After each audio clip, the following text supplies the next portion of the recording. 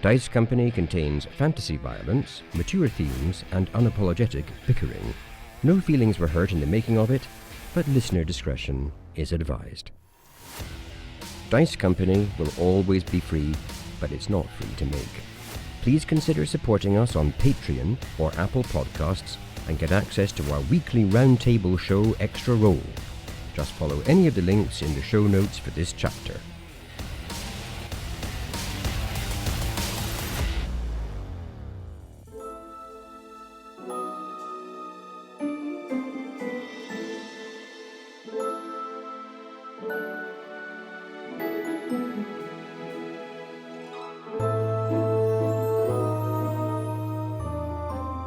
In the lands of Concordia, the forest runs.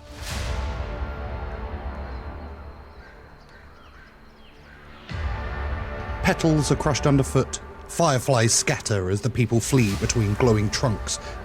At their head moves Queen Queenie, crown cast aside, cloak torn by brambles. Her voice carries through the woods, steady, even as her world fractures. To the rift! Stay together! Follow the bells! Wind chimes can be heard through the branches as they ring wildly, a guiding song of Concordia. Behind them, the lands fall silent. Curious, herald of the Hushed One, advances without haste, floating as shadows crawl from his steps, swallowing colour as they pass. The soft magic of the woodland realm recoils, paths twisting wrong, roots breaking through the soil like grasping fingers. Where Curious moves, stories end. The clearing opens ahead, and with it, the rift. It pulses like a living wound in the world, light folding inwards on itself, reality thinning into a trembling veil. Around it rises the unfinished metal dome, ribs of dark steel arcing skyward like a skeleton of a colossal beast. Scaffolds creak as refugees pour beneath it, sparks still flickering from abandoned tools, construction halted mid-spell. The shadows surge from the tree line, snapping at the last stragglers. And then the air locks. A pressure rolls outward, deep and resonant. The forest holds its breath. Averos steps from between the trees. He fiddles with the obsidian matrix on his arm. Runes awaken in slow, deliberate sequence, and the shadows stop. Curious stops. The matrix does not belong to you. The herald intones. The Hushed One has already claimed this ending. Averos plants his feet in the moss. Nobody writes the ending of others' stories, not even your tin-pot master. The shadows lunge. Averos twists a cog on the matrix as sigils blaze, and the spell snaps into place like a lock turn.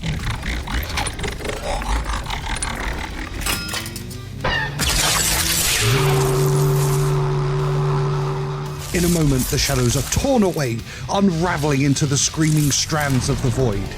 Curious claws at the air, form distorting, voice breaking into 1,000 echoing refusals. And then is gone. Banished. Averos returns to the huddled masses. I hate semi-omnipotent threats, but I hate their lackeys even more. How long, Master Averos? The Queen asks. Minutes, maybe less. Gather whoever remains. We're leaving Concordia. He meets her eyes. I should be able to use the Matrix for one large burst of energy. Open a portal to our old friends. Prepare your people, Queen. The prime material plane awaits. You heard him. Prepare yourselves. As the survivors rally beneath the skeletal dome, Averos takes a knee and begins toying with the obsidian matrix. Talk, do you read me? Nothing. He adjusts the tuning, sparks snapping in his fingers. Talk, respond. Silence. Behind him, the forest darkens again. The shadows begin to move, slow and purposeful, crawling along the half-built dome, dripping from the trees like ink. Averos tinkers faster. Come on! Work! When he's interrupted from a voice from the edge of the forest. Oh, Hello, Everos. It's been a long time. Alexa Storm.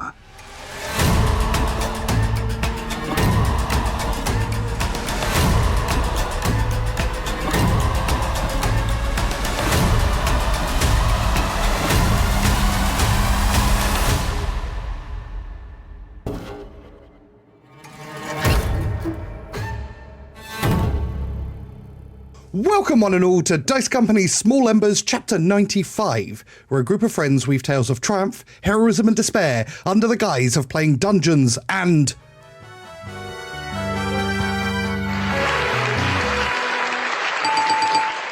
Thanks, Alex. I'll take scary creatures for 1,000. Big, scaly, four-legged creatures with wings who terrorize small villages and sit on big piles of gold until a virgin is offered up as a sacrifice. What are dragons? My name is Tom and I'll be your DM for the continuing adventures of the Order of the Heron. Order of the Heron, please introduce yourselves and tell us one fun fact about your characters. Hello. I never believe him. What is it that you don't believe? It just doesn't feel like you really mean hello, or maybe it's a trap or something. What does hello mean? Like, I'm not expressing an emotion. It's just an acknowledgement. Let me ask you this. How do your colleagues respond when you fake hello them like that? Puzzlement? Concern? Kind of low-level resentment that my other behaviours have led them to feel for me. I don't think my hello is not the problem with my workplace behaviour. I have no more questions for this witness. Where was I? Hello! My name is Dave, and I am playing Petron Oakflower. Today, I would like to reveal to you Petron's very favourite recipe. It won't be a great surprise to anyone to learn that Petron's greatest favourite dish is a mushroom stroganoff, a delicious mixture of mushrooms with garlic and onions, a little bit of soured cream, some herbs, and rice. He finds it absolutely delicious. It's a wonderful combination of both taste and texture, and that is the reason why he has never made it for the crew, because he knows that Vander will simply blend it into soup, thus taking away a crucial element of the recipe, and he can't quite bring himself to do it. Okay, I'm going to respond with my fun fact. Hi, I'm Charlie, and I play Vander Finnick. Vander has been considering the fate of furbogs if the Emperor finally falls. If everything goes perfectly, they'll just drift back into the forests, resume befriending moss and emotionally available birds, and call it liberation. It's remarkable that for some, freedom just means being ignored efficiently. Fighting an entire war to end up with nothing or dead for your principles? I mean, what a strange race. But replace moss with soup. Now you've got something worth killing people for. See, the texture thing was a pretext. That kind of nonsense is the reason why Petron really isn't going to make him as strong enough. Okay, well, this was a pretext, and I don't agree with how furbogs feel about war and everything else. Vander leaves the dungeon. Phenomenal return. I mean, that's, the speed at which you did it as well was excellent. I would like to raise one query about the original fact. Does this mean that Count Pavel Stroganov exists within the world as well? Presumably, as there's a dish named after him. No. In this world, mushroom stroganoff is named for Lady Beatrice Stroganoff, who was a noble from Nebuchadnezzar who first came up with the dish about 150 years ago. Not invented. Tell you what, the ball is flying over the net today. Absolutely incredible. No notes. Some serious mind tennis. Interesting coincidence that they're both named after kind of nobility, both our world and that one, but a coincidence is all it is. A noble dish. Hi, I'm Harry, and I play Tok, an imposing 6'8" automaton. Hey! On the eve of battle, Tok's social reaction prediction matrix has some limited spare capacity to consider the psychological states of his companions. Do they feel fear, anger, anxiety, excitement, bloodlust, or calm?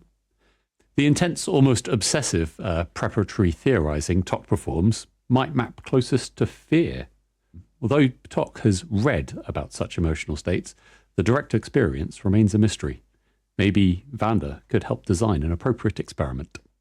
I mean, Tok's broken, right? What the hell is going on? He's reading Bloodlust as fear. What was that about? Also, encouraging Vander to try to frighten him seems like quite a reckless thing to do. Yeah. Oh, is that what it meant? I mean, challenge accepted. I didn't read it that way. To understand emotions in general, but yeah. Certainly not the positive ones. I mean, this is the best round of facts we've ever had. Oh, bugger. Ow! Hi, I'm Seek Sorrow. Oh my god. What a start. Hi, I'm Alex, and I have had a long day, and I am playing Oberon Seek Sorrow. Now, Seek Sorrow's favourite food is cottage pie, which is named after notorious Frost Hollow pickpocket Arthur Cottage. Is that the whole fact? That's the whole fact. Oh! Well, I heard that food is generally named after fancy people, so I thought Arthur Cottage, the pickpocket, probably wasn't that fancy. That is the worst fact we've ever had. That is worse than the time that Dave was eating his tea instead of actually introducing himself. I mean, I'd argue that it's impossible to be worse than that. Well, at least when I'm eating my tea, I don't say hello and instantly alienate everyone. Wouldn't believe you if you did. And also, I want to say, it's so bad, I almost accuse Al of match fixing. You know, when you're winning the game and then someone throws it in just such an obvious way, you're like, I think we should look into this. Who am I allowing to win? I want to step into that trap because I see a lot of knives coming out. Everyone's like, go for it, Chuck. Yeah, exactly. Hell no. Rapid fire housekeeping. Follow us on YouTube, Blue Sky, and TikTok. Almost got those names mixed up there. Excellent. Come join us in the Discord, the greatest TTRPG Discord server in the entire world. Leave us a review on your podcast app of choice and your favourite podcast also. And consider joining us on Patreon, the best way to enjoy the madness we produce. And please remember, a crazy family makes life way more interesting. So let's turn the page on the next chapter of Dice Company.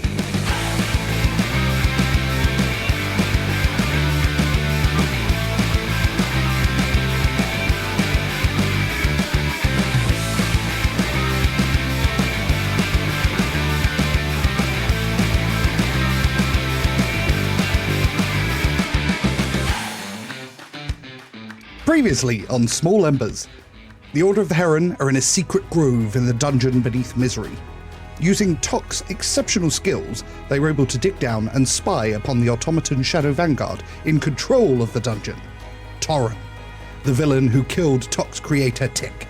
Protecting himself with swathes of automatons, Thoren also has a tribe of furbolgs captive, while sucking energy from the Tree of Life into a sarcophagus he calls the Bergen, the use of which remains a mystery.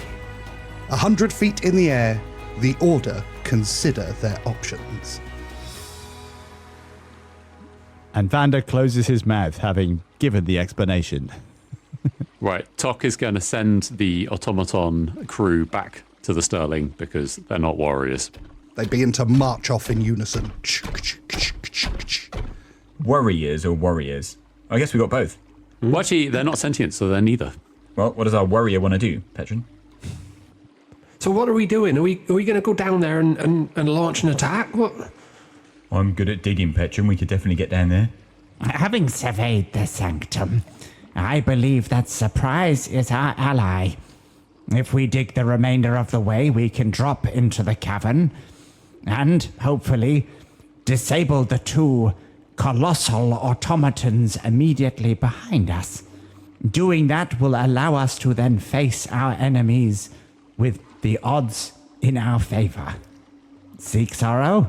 Makes sense to me, Vander. Let's go. Let's talk. more action. And then Vander steps to the edge of the hole and waits for the rest of the team to join him so that we can do Featherfall. And as you do that, you get this sudden strange sensation in the back of your mind. Someone has been attempting to detect your thoughts. I detect right back. Arcana check. Arcana check. Immediate. Counter Arcana. I don't know what I'm doing, but Exactly. Everything leaves a trace. Like a bloodhound. So, you were referring to Vander, presumably? At the moment, I'm referring to Vander. Give me an Arcana check, DC 22. Ouch. If anyone attempts to detect Seek Sorrow's thoughts, he probably won't notice, but they'll hear a song he's writing. It's going to have to be massive. It's 14. You're unable to ascertain where the thing or person is who is trying to detect your thoughts.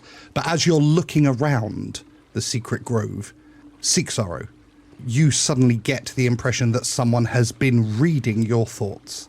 Petron, same to you. Tok, can people detect thoughts of automatons? Yep, that is absolutely possible as far as I'm aware. Although, didn't Tok give Vander a ring? Chuck, do you remember that? I swear there was a ring of mind shielding. Yes. Yeah. But then I haven't had my thoughts read. Someone's tried to. Okay, cool. So I was going to say, do we have any sense of what direction this has come from? Or is it just... No, you just know. You just have this innate sense, this feeling, this kind of consciousness. Alarm! My thoughts have been attempted to be read. Quick, everyone, think about something stupid like pigs. Vander freezes. They're trying to enter our minds. I, of course, have been able to repel the attack with my superior intellect. But your weaker minds may well be susceptible. And I've told you my plan. Right? We go now! And with that, Vander steps as if to throw himself into the hole. Vander is now 45 degrees tipping into the hole, just in case you want Featherfall or just to slap into the bottom of the hole like mush. Seek Sorrow goes, Cowabunga! And he's with Vander. And Petron's right behind Vander as well. Tok is going to go into his cloak, which will drop off the edge of the shaft and sort of like fall down like a cloak falling down a mine shaft. So, hang on, just to get the imagery right, the cloak's going to fall down a mine shaft like a cloak falling down a mine shaft. It's uncanny. Unbelievable. Oh my God. Your metaphors are absolutely on point. You can really see it now. But his similes not so good. Oh, is that what that was? Oh, I fucking hate you.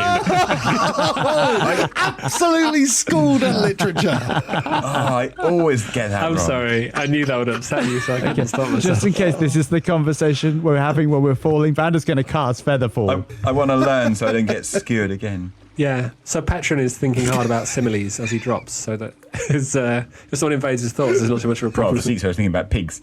But can someone tell me what's a simile and what's a metaphor?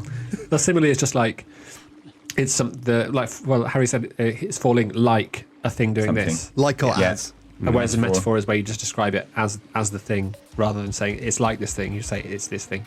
Cool. So you're falling down a hole. Okay, whilst Tok's in his cloak, he is doing the countermeasures that he preferred to the rest of the party. So he will activate one of his stored spells in the cloak, which will be Intellect Fortress, giving him an advantage on his saves. Nice. And Vander's casting Mage Armor. Ooh, Mage Armor mid-fall. I presume you guys are planning to blow a hole in the... Because at the moment there's just a tiny little spy hole at the bottom of the hole. I imagine. Oh, and so we've just thrown ourselves down a hole and there's a stone bit between us and the bit we actually want to land on. I've just highlighted to you that you might need to destroy the thing as you're falling for maximum coolness impact. Okay, Seek Sorrow gets his pickaxe out and stands on it like a pogo stick with the Jesus. pick end down, and he's hoping just to burst through the bottom of the pit. Anyone got a better idea? Okay, Ines. Wow. Yes. I am absolutely not winning at life today. Nothing that great, but I mean better. Thank you.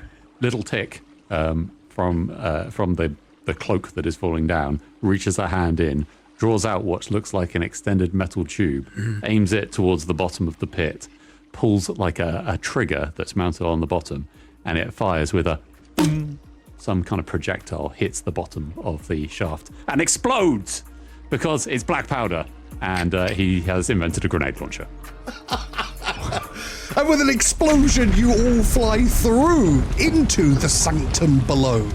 I'll also mark off one of the 11 shots. Oh, absolutely terrible. Seek stows his pickaxe and puts on his bicorn captain's hat. You're doing an awful lot in midair. Well, we've got a long way to go, and it's featherfall.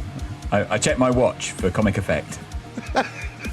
So just for the record, Tok's other preparations were getting the glyph of haste on himself as well. So he is both hasted and mind shielded, which I'll try and remember. Roll for initiative. 8 for Vander. 12 for Petrum. 11 for Seek Sorrow. 11 for Tok. Who has the higher initiative? Equal dexterity between the two of them. Seek Sorrow is as clumsy as a giant robot. Please both roll a d6. Highest goes first. I'm going to guide myself on this. No. You guys, son of I roll a 3. An average roll. 3. Unbelievable. Both roll a d20. Whee! Well, because you can't roll the same thing as easily. 7. 2. Yes. I go last. You land in the center of the sanctum near to the Bergen, which hisses steam. Equidistant in all 4 directions are the huge cages, housing dozens of emaciated and barely conscious furbolgs.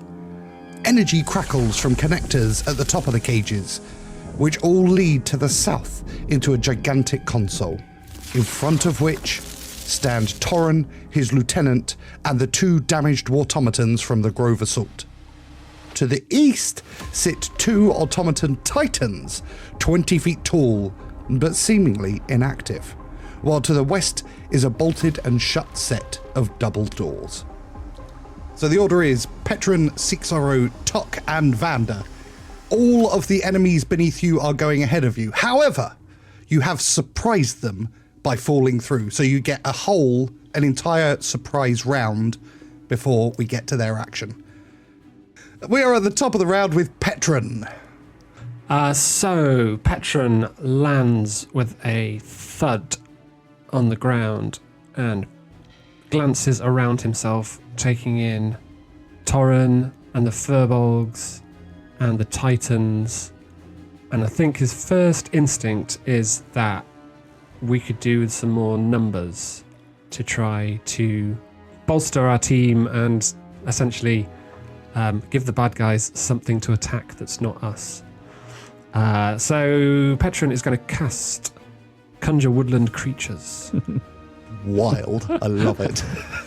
To me, badgers! To me! We know what happened to Farthing Woodshags.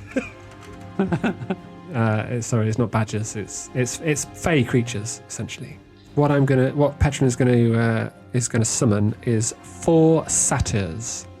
And where are you summoning them? I think I am going to summon them to the easterly point of the map, so to hopefully give these automaton titans something to think about. Yeah, so the satyrs summoned swarm one of the automaton titans and instantly start hacking away at it. Oh, you goat bastard! I love it. That'll follow my turn, won't it? So they can do that straight away. They can indeed. Excellent. This is a wild opening gambit. I love it. Well, it just seems like because we didn't roll very well initiative-wise, it just seemed like tying them up for a round or 2 might be quite a good way to not instantly get killed. First one, 10. So 15. Miss. Second one, 14. Miss. Third one with advantage, 21. Miss. Eesh. Holy shit. Third one, 22. Hit. Yes! So 6 damage. Excellent. So the summoned satyrs, they form into existence from a cloud of smoke, very quickly kind of hardening into physical forms from what was initially just a wisp of smoke, right next to one of the titans. And without even seeming to think twice, they instantly all draw their short swords in unison and start stabbing away. quickly, but not especially effectively. And the Titan is able to quite easily block 3 of the attacks, but the 4th one sneaks under his arm and digs into where his armpit would be if he were a human, for 6 points of damage. Very nice, very nice, very nice. We are up with Seek Sorrow. Lovely. So Seek Sorrow is going to simply charge towards the nearest automaton and hit that automaton with a big axe. That is 27. Ooh, it's not quite improved crit. 27 for 11 slashing damage. Swings again. 21 for 14 slashing damage. And Seek Sorrow now gets 3 attacks. Oh, He's level 11. That's 17. is a miss.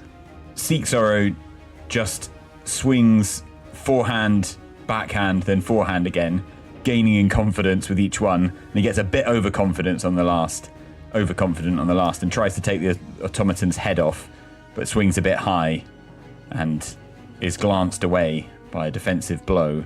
Is it too early to start? Yeah, I'm not going to use Action Surge because I think I might need it more later. Seek Sorrow concludes his business. Nice. Talk. I don't know whether it's better to go for one of the giant automatons, or I guess we'll find out, won't we? Okay, so Tok doesn't land on the ground the same as the other ones. Instead, hovering about sort of 60 feet above the surface, he comes to a stop and just floats in midair, retrieving the grenade launcher sort of item from his cloak. He aims it down towards Thoren and takes 2 shots. Boom, boom. And 2, like, they look like baked bean cans, basically, launched towards him. I'm aiming for the ground just in between Thoren and the 2 others, because this will have a range of 10 feet. Huh. Lovely. So both are going to try and hit Thoren. Mm-hmm. He will have to make 2 dexterity saving throws. Okay. At DC 18. DC 18. That's 29 for the first. Oh, good grief. And 20 for the second. Okay, so he easily beat both of those, didn't he? In which case he avoids the 3d8 bludgeoning damage, but still gets hit by the blast. Okay. Which is going to be 5d6 and another set of saves. So 10-foot range, 5d6 damage, and a DC 12 dex saving throw for both him and the 2 automatons near him. So his is 16, and the automatons, that is 15 and 11. 1 success, 1 failure. Okay, so that halves the damage, so I'll roll 5d. Okay. Yeah, so 22 damage, halved if they pass their save. The one who is attacking Seek Sorrow is blown to pieces. Whee! Okay, a second baked bean tin lands right by Thoren. He needs to make another dex saving throw at 18. He's literally your own brother. Yep. 24. When that automaton exploded, by the way, Seek Sorrow looked at his axe like, wow. Seek Sorrow now thinks he's got a magic axe. Okay, and then another round of dex saving throws, DC 12 to get half damage on 18 damage. That's a pass for Thoren. And a failure for the other automaton. And the other one is also blown to smithereens. Nice. Right, okay, and then Tok and Tick land on the ground and then charge into combat with Thoren. Tok drawing the dark blade, Tick drawing a glowing bright white blade. Ooh. Actually, Tick has an action, so he is going to make an attack. Like it. Is this Tok's old sword, the glowing white one? It is Tok's old sword, yes. From the escape from Haven. I realised I still had it in my inventory, so I thought, hang on, what am I still doing with this? Nice. 29 to hit. Yeah, that hits. Ah, crap. 6 magical damage. Immediately, Tick makes a sort of like a backhanded swing, and Thoren just like ducks out the way at the last second, and it grazes and slices a small bit of material off his shoulder. Mr. Vander Fiddick. At the back of the chamber then, Vander touches lightly down his cane striking the dusty floor. He looks around, seeing the various enemies being attacked by the other members of the team. And then 3 more Vanders step out from behind him to form a line. They were here the whole time. Mirror image, please. How many of them are sharks? Oh, God, hopefully all 4. It's the end of your turn. Sadly, it is. I mean, if I'm allowed to do an Arcana check on the sarcophagus, I would love to, but I don't know if that's within my gift for the turn. Yeah, why not? Excellent.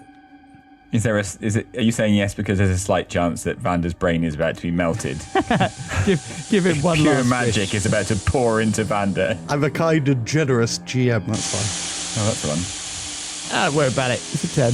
fine. I mean, it's a pretty big sarcophagus, to be fair. A lot of it to investigate. It does feel magic-y. I just stare at it for a second. Vander wipes drool from his chin and continues. Mischief managed. Thoren, who was working at the console when you guys blew through the ceiling and launched a vicious attack, slowly turns as Tok and Tick charge him into combat. Ah, brother, you are full of surprises. Not come to join me, then? You have chosen annihilation rather than redemption. Have it your way. And he turns to the console and he pulls 2 levers, not levers. Correct. Nailed it. I'm the best. He then steps back towards the console and seems to lock into place as segmented plates slide and clamp around him, and his mass swells as his limbs are pulled up, out and stretched, and he warps with grinding precision as an exoskeleton completes, doubling his size and making him truly imposing. Fucking Decepticon. Can you describe the console? The console is to you, Petrin, is a baffling collection of cog-powered mechanics. To everyone else, it's just 2 levers. It's just a piece of cardboard with console written on it. No. The R77B. Yeah, so imagine like a big data bank with strange screens on and buttons and levers and things like that. Thank you. We are at the top of the round with Thoren. Woo! Ah, brother, you brought your offspring. That is an unwise move. And he raises his huge mechanical leg and stamps on the ground, causing a wave of energy to blast out. Can I please have DC 22 dexterity saving throws from Tok and Tick? DC 22. DC 22. Anyone think we made friends with the wrong automaton? Yeah, well, certainly the less powerful one. Oh, God. In the great playground of life. Yeah, I don't think I'm going to be able to pass this. And no point adding to that. Okay, right. 11 for Tok and a 13 for Little Tick. Although I believe that's an attack, right? It is an attack, yes. Okay, in which case, Little Tick's sword that has been glowing bright shines incredibly brightly, like whiting out the whole room. But its focus is mostly at Thoren, who now needs to make a DC 18 Constitution saving throw, please. Okay. Or be blinded. Oh! 19. DC 18, I'm afraid. Right, okay, nothing happens then. Okay. Both take 25 bludgeoning damage and you are both knocked prone. Damn. Okay. Tok is not knocked prone. Of course he isn't. He chooses not to. Just simply chooses not to, which makes the next option easy enough. So Thoren is going to use his 2 remaining attacks, both on Tick, who is knocked prone. First is a 38. What the hell? So It says 38 slam to hit. 38. Yes. Good grief. And he gets advantage. Because he's prone. Oh, again on. Yeah, okay, cool. There's that. That's a hit. And that's a crit, isn't it? That is a crit. So please take 67 bludgeoning damage. Jesus. And that takes him to 0. So you see as Thoren raises his huge mechanical smasher up in the air and brings it down over and over again on Little Tick, smashing him to bits. Like someone smashing a little cuckoo clock with a sledgehammer. Jesus. Good lord. Final attack to attack Tok. not at advantage, which is a fail. You rolled a 1 He rolled a 1 and still got a 19. for 19. So no further damage for you, Tok. He can't fail to hit me if he tries to attack me. Only with a 1 would he miss me. Plus Okay. 18 to hit. Good That's grief. the end of his round. Yeah. And we are moving on to the Colossi next. So the first one, which is surrounded by satyrs, is going to attack. They get 2 attacks, one with their axe hand and one with their hammer fist. So he's going to attack the satyr to the north for a 27, which feels like it almost certainly hits. For 31 damage. I mean, I'm pretty sure he's dead, isn't he? Have you sent a bunch of sweet little fawns to fight the giant killing robots? Mr. Tumnus just got wrecked. Just fought Ed 209 from RoboCop. Always wondered how that would play out. So interesting. We know what the people want. 31 hit points. Yeah. So he is chopped in half and disappears. And then he's going to attack the one to the south now. His second attack, which is a 14. Ooh, that is 14. Meets it, beats it. Ugh. For 31 damage. Down to 0. Chops one in half, spins round with his other arm, and just bludgeons one into the ground into like a mush. Second automaton titan moves forward and attacks one of the 2 remaining satyr for 28, for 31 again. So that's him destroyed too. And he'll move through his friend, as is the rules of D&D, to attack the final one. 25. And that one is also bludgeoned down to the ground for 31. The satyrs have been destroyed. Your concentration for that spell is now over. If it was concentration. It is like a short retelling of the story of Farthingwood. Yeah, so with some Watership Down overtones as well. Thoren's assistant is next as he charges into combat with Seek Sorrow. Bring it, assistant. I'll bring it. Gets 2 attacks, both with his arm blades. First attack, 11. No. Second attack, also 11. He comes in wailing, swinging wildly, missing every attack. And Seekso says, I think you've come to the wrong dance, mate.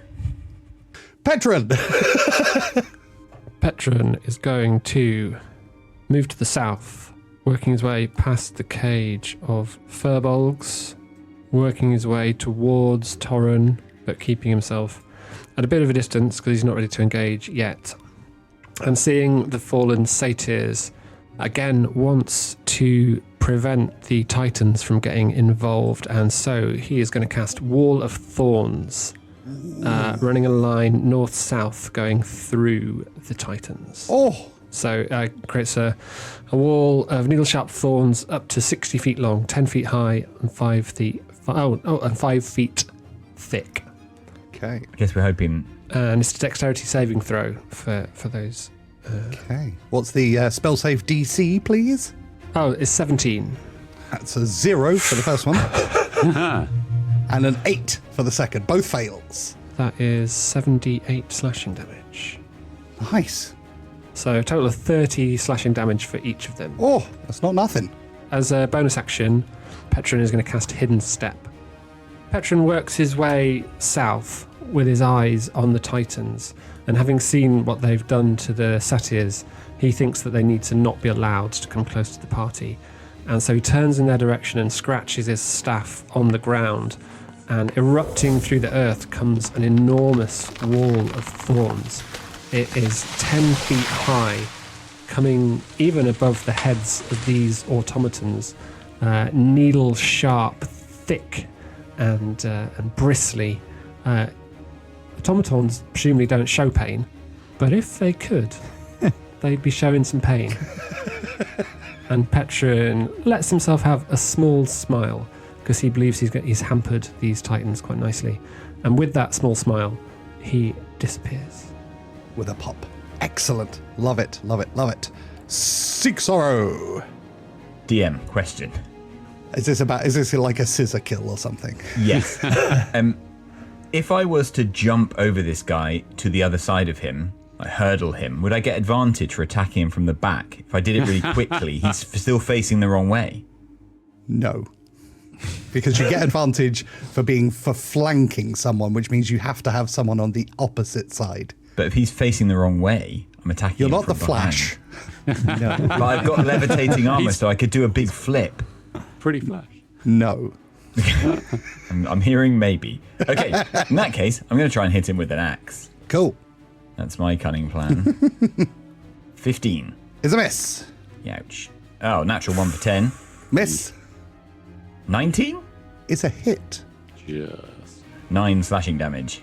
This feels like it's going to be a war of attrition. No, still not going to use my action surge. Feels like a waste. Balls. Not the best round. End of your turn, Seek Sorrow. No. Sorry. Yes. Jesus haven't done everything I wanted to do, but I will still stop. Tuck. Okay, right.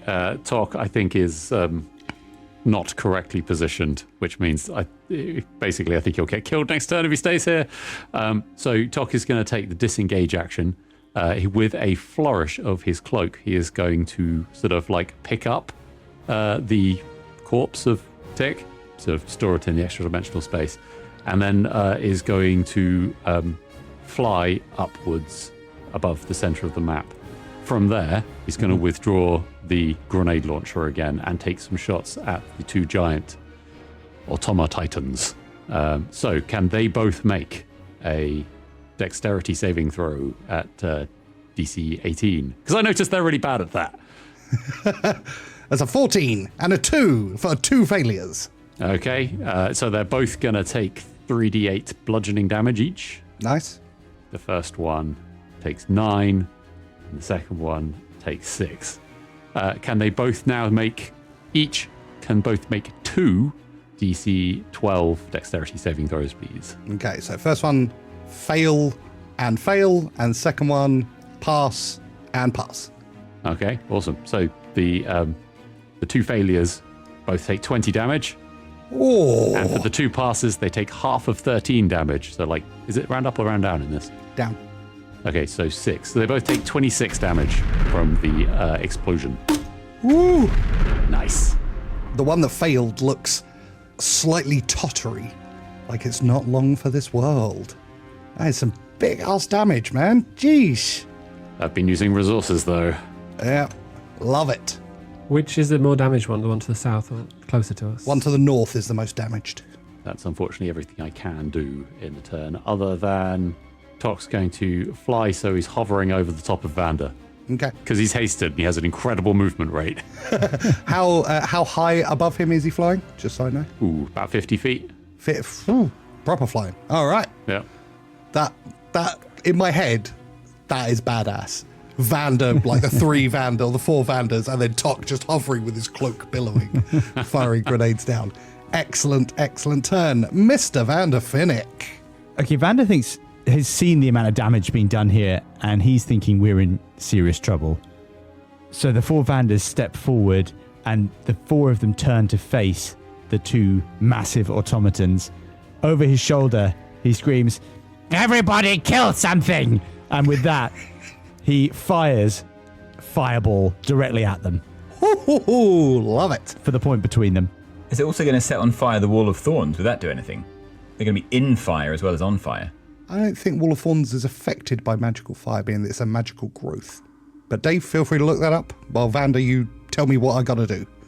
So it is a dex save, because obviously we've realised that's a bit of a weakness. Oh, first one is an 18, second is a 10. Spells save DC of 18 for you. So that is 1 pass and 1 failure. Annoyingly, the one that passed is the one that's heavily damaged. Well, okay, so it's 8d6. Okay. Just evening them up. Normal fire can harm the barrier, but it will not burn it away.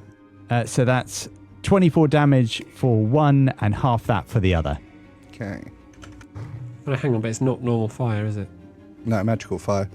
The 4 Vanders turn in a line to face the massive automatons, and together their hands raise.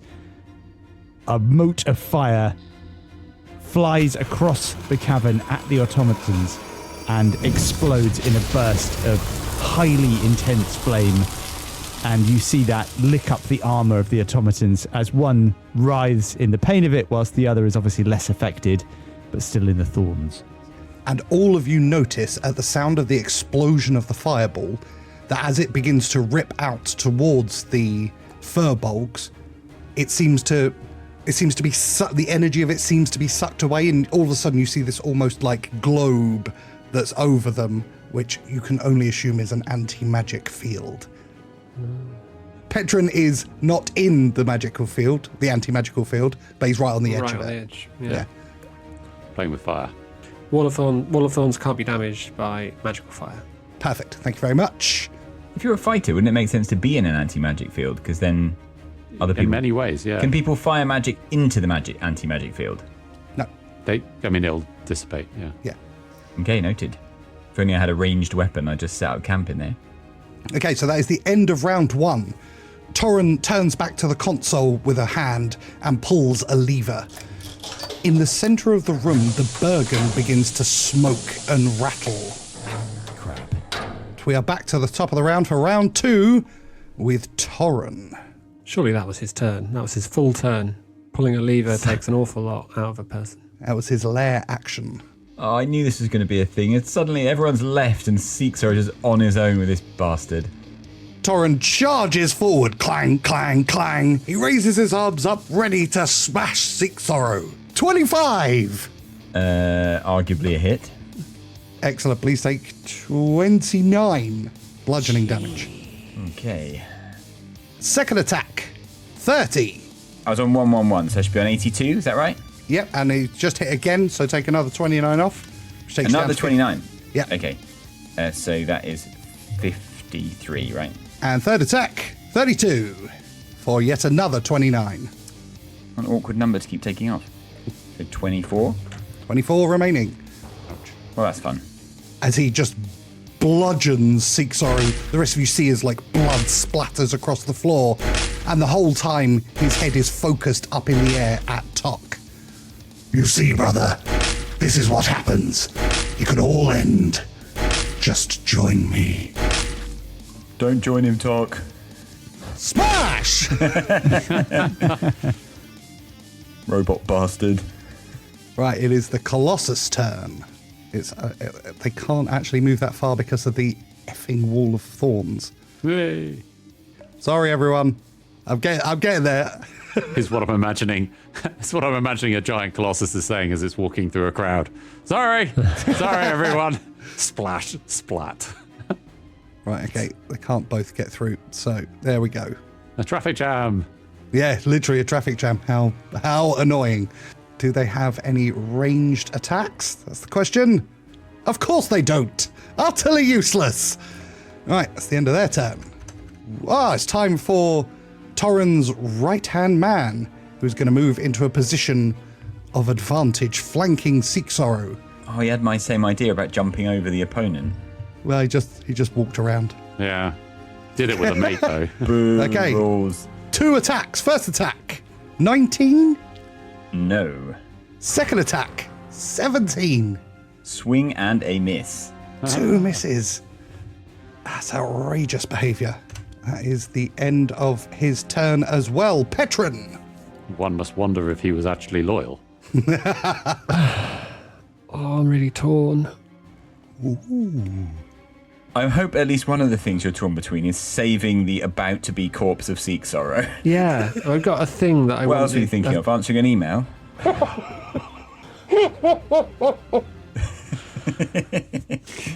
The other thing I think is a really good idea. Oh, I don't get to say this much. Peanut Gallery. And it's called sending in D&D. Rules lawyered. I'll allow it. Also metagaming? No, maybe not. Emails don't exist anyway. What I keep telling myself. What's up, Dave? He's got a decision. I've got a decision, yeah. Uh-oh. Thinking about switching sides. No, I've got a thing which I think could be a really useful thing to do. But if it doesn't work, then I'm just sort of left Seeksaru in a big pickle. Go for it. Seeksaru will be fine. He loves pickles. Who doesn't love pickles? Yeah. So Petron, having seen the damage that his allies are taking, his fury has grown, and he blames it in large part on this hideous machinery. So Petron strides over to the console. I love it. Finds some cogs or a kind of a bit with a gap, and slams his staff into it. As he does so, the staff transforms into an enormous tree, its root system growing out through the console and hopefully smashing everything as an enormous oak tree grows through and out of and bursts from the mechanical console. Love it. Good grief, this This awesome. is incredible. You hear creaking and fizzing as electricity arcs and the console flickers, and then with an explosion it is blown to bits. The throbbing sound coming from the Bergen, from the sarcophagus, begins to intensify as the roots that are coming out of it begin to pop off and steam is hissing everywhere. And you hear Thoren scream as his exoskeleton collapses away from him, reducing him back to his original size. Amazing. And I think in his rage, Petron has inadvertently allowed himself to turn visible, and he screams at Thoren, and he shouts, "You tried to destroy nature, but it's too strong for you. It'll take you instead." Thoren's voice cuts through the chaos. What have you done? You've doomed us all! The Bergen groans in response. Metal screams as pressure surges through its veins, gauges spiraling out of control. A high, piercing whistle builds, shrill, relentless, echoing through the chamber as the air itself begins to tremble. Something is about to give. And when it does, there won't be time to run. And we will end it there.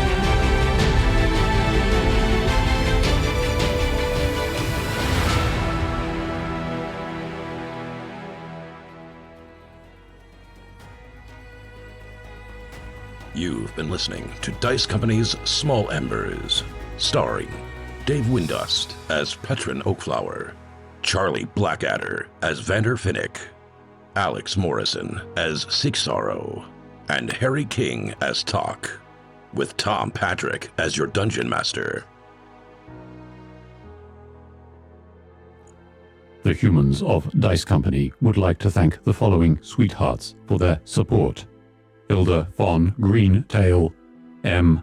Corey Mack, Dave Patterson, Boy Genius, Sepulchre Stennett, Marky B, Jenny the War Camel, Stephen Sikora, Nori Gosler, Mickey Arnold, Happy Daddy Scotty, Tika, Rabbi Camel, Team #Stay Toxic, Path Pursuit, Paris Dakar, Julia Zeno, Shovels, Queenie, and an extra special thanks to our Council of Rojan, the Red Right Hand, Shelby Cat, purveyor of exceptional dice, S.J. Phionics, Zeus Legion, Richard Ungermas, Mama Strange, Axel Runholm, and Chris from North London. I also half-asked another fact. I feel like I want to read it out now. Fucking hell. Hi, I'm Alex, and I'm playing Seek Sorrow. And Seek Sorrow once found a priest sleeping in a grave that he had dug. Seek Sorrow stood on the side of the grave, looking down for a long time, then said, "All right," and walked away. Somehow worse. Somehow worse. I just wanted to make the point that I've had very little time to do this. Jesus Christ. I mean, in a way, it makes you think that the usual excellent facts I bring obviously are the result of a lot of work and thought. Does anyone associate you with excellent facts? The listeners of Dice Company, I assume. I mean, I am disassociating right now. The only other thing is sitting in a room and there's a couple of like kids' cuddly toys over to one side of me, and there's a frog and a pig, and I thought maybe I could make up a pet that Seeksora used to have. I was like, Jesus Christ, dude. And then I was like, okay, don't have a pet frog because that's already been done. And Benny had Hoppy, and so I was like, okay, pig. And I was like, oh no, it's Hogmail. And then I basically was at the fact point of just looking at stuff and trying to make up facts about it. I really thought that you describing what was in the room was your attempt at a third fact. I know, I was like, holy shit. He's going again. I'm Seeksora and I play Alex, and everything is broken. I like how in The Usual Suspects, Verbal makes an entire film out of looking at things in the room and telling a story, whereas Alex gets frog pig. Frog pig! That was the answer. Hi, I'm Alex and I'm playing Seeksora Frog Pig. The end. An idea that could be endlessly investigated. Prog. Cue Frog Pig, twending on blues. Twending? What the fuck? Twending. Oh, God. Fucking Pig, fire part him. one. I feel simultaneously exhausted and like full of adrenaline as well. We don't have any subs, but I say we sub Al off. Yeah, do you think that would be best? Thanks, guys. It's been great. It's a very polite way of leaving the side there. Seeksora explodes. Over to you, motherfuckers. Bit rude. Sorry. Seeksora releases He's a frog not sorry. Seeksora releases Frog Pig. You're fired. It's Frog. fair. I can't believe it took you 95 chapters to get me. All good exit interviews. I've been a sleeper agent since day one. This guy thinks a day is a chapter. From our What main the hell? rival podcast, which is Ships and Shipping. Vander Yeah, I looks think- around. Oh, fuck it! It's like fucking fuck. Vander. I was gonna say something, Tok, but I think Vander's got bigger problems. You all right, Vander? Vander Vander laughs manically. No. Wait, I need to change it there. I'm laughing and I can't do Seeksora. Vander's voice when laughing. How far does that extend past the colossus? Can you see it? Yeah. Yeah. The Okay. perfect round edges there. Look, I had to put this together with 40 minutes before we started. Just assume that's roughly correct. Drawing both of his arms up ready to smash Augustus. Oh. Ready to smash. Freudian slip. Fucking soon. Ready to smash Seeksora. Sorry, don't know where that came from. Jesus. Got distracted by the opportunity to murder a PC. Oh, it's happening again. Here we go. Oh, well, at least it's happening to a different player. Oh, no, wait. 25. Fuck yes. Oh my God, I love it. You're ruining all my plans and I love it. Shit, right, I need to find a suitable tree. We're on tree watch again, everyone. Shitting hell.